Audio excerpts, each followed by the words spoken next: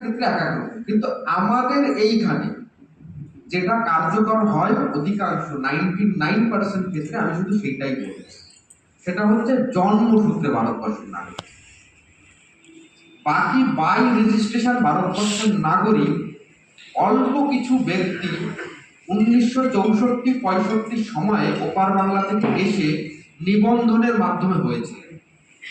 জুলাইয়ের আগে ভারতবর্ষের জন্ম নিলেই সেই ব্যক্তি ভারতবর্ষের নাগরিক।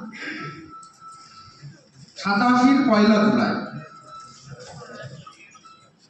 জুলাইয়ের পর অর্থাৎ 2রা জুলাই থেকে 2004-এর 4ই ডিসেম্বর 4ঠা ডিসেম্বর এই তারিখ পর্যন্ত যারা জন্ম নিয়েছে তাদেরকে যদি জন্মসূত্রে ভারতের নাগরিক হতে হয় তাহলে তাকে তো জন্ম নিতে হবে, তার সাথে সাথে তার মা অথবা বাবা একজন যেন ভারতের নাগরিক হয়, অর্থাৎ ভারতে যেন জন্মগ্রহণ করে। মা অথবা বাবা যে কোনো একজনের জন্ম যাতে ভারতবর্ষে হয়। 1987 পয়লা জুলাই থেকে 4ঠা ডিসেম্বর 2004 এই তারিখের ভেতরে যাদের জন্ম হয়েছে তাদের নিজের জন্মের প্রমাণপত্র, তার সাথে 4ঠা ডিসেম্বরের পর থেকে আজকের তারিখ পর্যন্ত বা যতদিন না এই নিয়ে অন্য কোনো আইন তৈরি হবে সেই ডেট পর্যন্ত যারা জন্মগ্রহণ করবে তাদের মা অথবা বাবা একজনকে ভারতের নাগরিক হতে হবে, অপরজন যেন অবৈধ অনুপ্রবেশকারী না হয়, অর্থাৎ দুজনকেই ভারতবর্ষের নাগরিক হতে হবে, অর্থাৎ দুজনকেই ভারতবর্ষে জন্ম নিতে হবে। মা বাবা যেন দুজনই ভারতবর্ষে জন্ম নেয় এবং তার সাথে যদি সন্তান জন্ম নেয়। থেকে আজকের তারিখ পর্যন্ত বা সরকার পরবর্তী কোনো আইন না আনা সেটা চলতে থাকবে, যদি কোনোদিন আইন আনে সেটা আলাদা বিষয়। সংসদ ভারতবর্ষের পার্লামেন্ট চাইলে যখন তখন আইন যে কোনো আইন পরিবর্তন করতে পারে, সেটা পার্লামেন্টের বিষয়।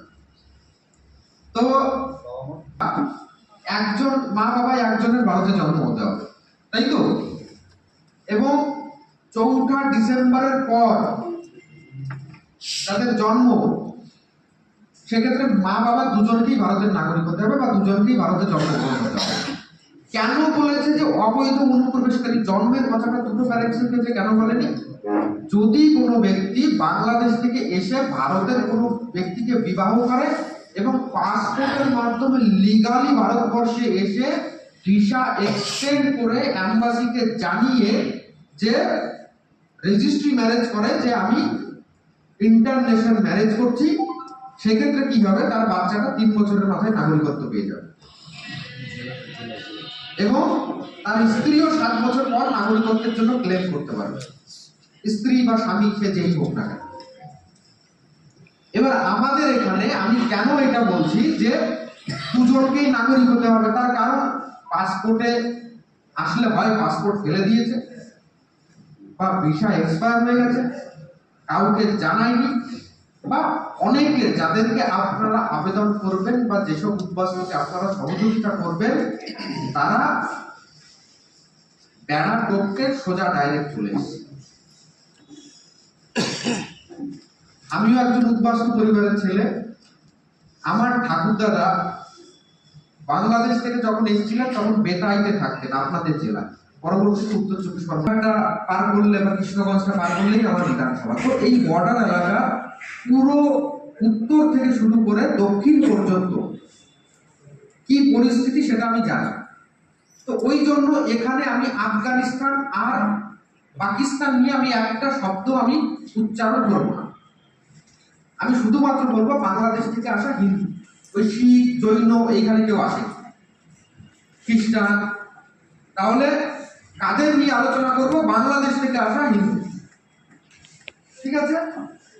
আইনের ভাষায় অনেক কিছু বলে দিয়েছে, 6টা ধর্মের কথা বলেছে, 3টে দেশের কথা বলেছে, কিন্তু আমরা করবো একটা দেশ থেকে আসা একটা ধর্মের লোকেদের জন্য, তাই তো? বাংলাদেশ থেকে আসা হিন্দুদের জন্য। তো বাংলাদেশ থেকে আসা হিন্দুদের জন্য আমরা চাই জন্মসূত্রেই এদেশের নাগরিক হবে। তার কারণ সিএ আইনে একটা কথা স্পষ্টভাবে বলে দিয়েছে যে যেদিন সেই ব্যক্তি ভারতবর্ষে প্রবেশ করেছে সেদিন থেকেই সে ভারতবর্ষের নাগরিক হিসাবে গণ্য হবে।